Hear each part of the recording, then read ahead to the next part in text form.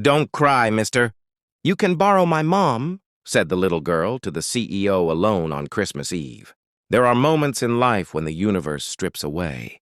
Everything we've built, the armor, the achievements, the carefully constructed walls, and leaves us standing in the raw truth of who we really are. For Marcus Chen, that moment arrived on Christmas Eve, in the emptiest corner of his heart, where no amount of money could reach. He sat alone on a bench in Riverside Park, watching the snow fall like a million silent prayers, each one mocking the hollowness inside him. His Italian wool coat cost more than most people's monthly rent, but it couldn't warm the chill that had settled into his bones. The lights of Manhattan glittered behind him, indifferent to his pain, just as he had once been indifferent to so much else. He had everything, they said. Marcus Chen, the boy from Queens who'd clawed his way to the top, who'd built a tech empire worth billions before his 40th birthday. His face had graced the cover of Forbes, Time, and the Wall Street Journal. He had penthouses in 3 cities, a collection of vintage cars, and the kind of influence that made politicians return his calls within the hour. But tonight, on the most family-oriented evening of the year, he had no one. His phone, the device that usually buzzed with urgent messages, every 30 seconds, sat silent in his pocket. No one was calling. No one was coming. The divorce had been finalized in September. Rebecca had taken their daughter, Lily, to her new husband's family in Colorado, somewhere warm and full of the kind of laughter Marcus had forgotten how to create. His own parents were gone, his father to a heart attack 5 years ago, his mother to grief 18 months later. His brother hadn't spoken to him since the fight about their mother's estate. The friends he thought he had were really business associates, and business associates don't show up when you're broken. They just quietly invest in your competitors. Marcus pressed his palms against his eyes, trying to stop the burning sensation building there. CEOs don't cry, he told himself. Leaders don't fall apart on park benches. But the truth was simpler and more terrible. He wasn't a CEO right now. He was just a man who'd traded everything meaningful for things that meant nothing at all. Mister, are you okay? The voice was small, tentative, belonging to someone too young to know that adults sometimes prefer to suffer alone. Marcus looked up to find a little girl standing a few feet away, maybe 7 or 8 years old, wearing a puffy pink coat that had seen better winters. Her dark curls peeked out from beneath a knitted hat with a slightly lopsided snowman sewn onto it. Her eyes were wide with concern, the kind of genuine worry that had disappeared from his life years ago. "I'm fine, sweetheart," Marcus said automatically, straightening his posture and wiping quickly at his face. "Shouldn't you be with your parents?" "My mom's right over there," the girl said, pointing to a woman 20 yards away who was distributing sandwiches to a group of people bundled in sleeping bags beneath the bridge. "She volunteers at the shelter on 42nd Street, but she brings extra food here too because some people don't like going to shelters. I help her sometimes." Marcus noticed then what he'd missed before, the cardboard box at the girl's feet, filled with wrapped sandwiches and small bottles of water. She'd been making deliveries when she'd spotted him. That's very kind of you both," Marcus managed. The girl tilted her head, studying him with the unsettling perceptiveness of children who've seen more of life's sharp edges than they should. "You look really sad. Sadder than most of the people here, even. Are you homeless?" "No," Marcus said, then stopped himself. Was he? He had properties, sure, but none of them felt like home. They were showpieces, investments, places to sleep between flights. "No, I have a place to live." "Then why are you crying on Christmas Eve?" The directness of it nearly broke him again. "I'm alone," he admitted, the words escaping before he could stop them. "Everyone I love is gone or far away or doesn't want to talk to me anymore." The girl considered this seriously, her small face scrunched in concentration. Then, with the kind of certainty only children possess, she said, "Don't cry, mister. You can borrow my mom." Marcus blinked, certain he'd misheard. "What?" "You can borrow my mom," she repeated, as if it were the most logical solution in the world. "She's really good at making people feel better. And we're going home soon to have Christmas dinner, just spaghetti and meatballs, but Mom makes really good sauce. You should come." "Sweetheart, I can't." "Why not?" "Mom always says there's enough. Last year we had 3 people from the shelter come over. The year before that we had 5. Our apartment isn't big, but the table stretches out with extra leaves. Zoe! The woman was walking toward them now, her face creased with concern. I told you not to wander off, honey. I didn't wander, Mom. I was delivering sandwiches. And I found this man, and he's really sad and alone for Christmas, so I told him he could borrow you. The woman, she couldn't have been more than 35, with kind eyes and tired smile lines, looked at Marcus with a mixture of embarrassment and understanding. I'm so sorry. My daughter has a big heart and sometimes forgets about boundaries. No, Marcus stood, brushing snow from his coat. She's remarkable. You've raised someone special. His name's Mr. Zoe informed her mother, and he has a place to live. But he doesn't have any people for Christmas, so I invited him to dinner. We're having spaghetti. The woman, she introduced herself as Grace.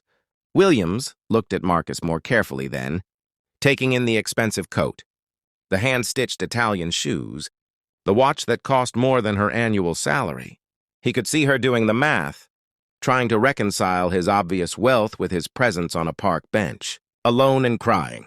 I don't want to intrude, Marcus said quickly. Your daughter was just being kind. I'm fine. Are you? Grace asked simply. The question hung in the cold air between them. Marcus opened his mouth to give the automatic response, the polished lie he'd perfected over decades in boardrooms. But looking at this woman who spent her Christmas Eve feeding strangers, standing beside a little girl who'd offered to share her own mother with someone in pain, he found he couldn't do it. No, he whispered. I'm really not. Grace nodded slowly, then glanced at her daughter, who was watching with hope blazing in her eyes. Zoe's right, we're having spaghetti, and it's nothing fancy. Our apartment in the Bronx is a 40-minute subway ride from here, and we'll have to stand most of the way because trains are packed tonight. But if you'd like to join us, you're welcome. Nobody should be alone on Christmas. Marcus felt something crack open in his chest, some frozen thing beginning to thaw. I don't know what to say. Say yes, Zoe urged. Please? I already told you about the spaghetti. And Mom makes these really good garlic knots. And we watch It's a Wonderful Life after dinner. And we have hot chocolate with the little marshmallows that are shaped like snowmen. A laugh escaped Marcus, surprising him with its genuineness. When was the last time he'd actually laughed? The snowman marshmallows sound pretty convincing. Is that a yes? Zoe pressed. Marcus looked at Grace, searching for any sign that this was obligation rather than genuine invitation. But her smile was real, if cautious, the smile of someone who'd learned to be careful, but refused to let caution become callousness. If you're sure, he said, I could bring something. There's a store around the corner. Just bring yourself, Grace said firmly. That's all we need. 20 minutes later, Marcus Chen, who normally traveled in private cars and first-class cabins, found himself wedged into a subway car so packed that Zoe had to sit on his lap to make room for an elderly woman with shopping bags. He'd insisted on carrying the box of remaining sandwiches, which pressed against his chest. As the train lurched through tunnels beneath the city he'd conquered but never really known, Zoe chattered the entire way, telling him about her school, her best friend Maya, the hamster named Butterscotch who lived in her classroom, and the book she was reading about a girl who discovered a magical library. Grace listened, with the patient attentiveness of a mother who'd heard these stories before but still found them precious, occasionally interjecting with gentle corrections or encouraging questions. Marcus found himself mesmerized by the ordinariness of it all. This was what he'd missed in his race to the top. These small, unremarkable moments that somehow contained all the meaning he'd been searching for in mergers and acquisitions. The Williams apartment was on the 4th floor of a walk-up building in a neighborhood Marcus's driver would have avoided. The hallway smelled like a dozen different dinners cooking, and somewhere above them someone was playing piano, practicing scales, the notes slightly off-key but determined. Grace apologized as she unlocked 3 different locks on a door that had been painted so many times the color was hard to identify. Inside, the apartment was tiny but immaculate. The furniture was old but well-maintained, the kind of pieces that had been used and loved for decades. Christmas decorations covered every available surface, handmade ornaments, construction paper chains, Crayon drawings of snowmen and reindeer taped to the walls. A small artificial tree stood in the corner, its branches slightly bent, its lights twinkling bravely. Under the tree sat exactly 3 wrapped presents, their paper carefully taped and smoothed, their bows made from what looked like recycled ribbons. Marcus thought of the designer tree in his penthouse that he'd paid a service to install and decorate, so perfect it looked like it belonged in a magazine spread. It had cost $15,000 and felt as cold as everything else in that empty apartment. "It's not much," Grace said, suddenly self-conscious as she watched him take it all in. "It's beautiful," Marcus said, and meant it with an intensity that surprised them both. Dinner was indeed spaghetti and meatballs, served on mismatched plates at a table extended, with leaves that didn't quite match the original wood. Zoe said Grace, thanking God for the food. For her mom, for their home, for Butterscotch the hamster, and for bringing Mr.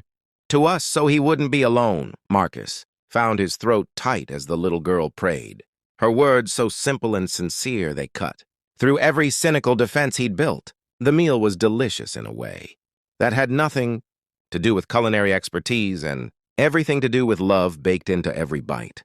Grace told him she worked as a nurse's aide at Mount Sinai, that Zoe's father had died in a construction accident when Zoe was 2, that they got by on her salary, and careful budgeting and the kind of community support that came from neighbors who looked out for each other. "It's hard sometimes," Grace admitted, refilling his water glass. "There are months when I have to choose between paying the full rent or buying Zoe new shoes because she's growing so fast. But we have what matters. We have each other." Marcus thought about his own daughter, about how he'd missed her last 3 birthdays because of business trips, how he'd sent expensive presents instead of presents, how he'd believed that providing materially was the same as being there. The divorce papers had cited irreconcilable differences, but the truth was simpler. He'd been married to his company, and Rebecca had gotten tired of being the mistress. "I have a daughter," he found himself saying. "Lily, she's 9. She's in Colorado right now with her mother and stepfather. I could be there. They invited me, actually, for Lily's sake. But I told myself it would be too awkward, too painful. So I let my pride keep me away from my own child on Christmas." Grace reached across the table and squeezed his hand. "It's not too late to call her. It might be awkward, yes. It might hurt. But I guarantee you your daughter wants to hear from you tonight. Children always want to hear from their parents." After dinner, while Zoe queued up, "It's a Wonderful Life" on a television that must have been 15 years old. Marcus stepped into the tiny bathroom and called Lily. His hands shook as he dialed. She answered on the second ring. "Daddy?" Just that one word, filled with hope and hurt and love, and Marcus broke. He sat on the edge of the bathtub and cried while he told his daughter he was sorry. So sorry for missing what mattered, for choosing wrong so many times, for letting his fear of being inadequate make him absent instead. "I love you, baby girl," he whispered. "I love you so much, and I'm going to do better. I'm going to be there. Really there." "I love you too, Daddy," Lily said, and he could hear she was crying too. "Merry Christmas." "Merry Christmas, sweetheart." When he emerged from the bathroom, eyes red but spirit lighter than it had been in years, Zoe was waiting with a cup of hot chocolate, complete with snowman marshmallows. They watched the movie together, all 3 of them squeezed onto the worn couch. And when George Bailey realized how rich he really was, Marcus finally understood the lesson he'd somehow missed for 42 years. When the movie ended and Zoe had fallen asleep between them, Grace walked Marcus to the door. "Thank you," she said softly, "for tonight. For trusting us with your pain. For letting Zoe help. It means more to her than you know. Her father used to say that the best way to heal your own heart is to fix someone else's." "She did fix something," Marcus said. "Both of you did. I came to that park tonight thinking I had nothing left. But you showed me. You reminded me what actually matters." He reached into his coat pocket and pulled out his business card, then paused. That wasn't right. Instead, he pulled out his phone. "Could I have your number? I'd like to stay in touch, if that's okay. Not as CEO Marcus Chen, but just as Marcus, as someone who'd like to be friends." Grace smiled and entered her number into his phone. As he turned to leave, she called after him. "Marcus, what are you doing tomorrow?" "Nothing," he admitted. "We're volunteering at the shelter from 10 to 3. then coming home to eat leftovers and play board games. You're welcome to join us, for any or all of it. I'd like that, Marcus said. I'd really like that. He took the subway back to his penthouse, standing the whole way, but feeling lighter than he had in years. The next morning, he woke early and did something he hadn't done in a decade. He went to a regular store and bought regular clothes. Jeans, a sweatshirt, sturdy shoes. Then he showed up at the shelter at 9:50, where Zoe greeted him with a squeal of delight and Grace welcomed him with a warm smile. In the months that followed, Marcus restructured his entire life. He stepped back from the daily operations of his company, appointing a CEO who actually wanted the crushing hours. He moved into a smaller place, something that felt like a home rather than a showroom. He flew to Colorado every other weekend to see Lily, and slowly, painfully, rebuilt the relationship with his daughter.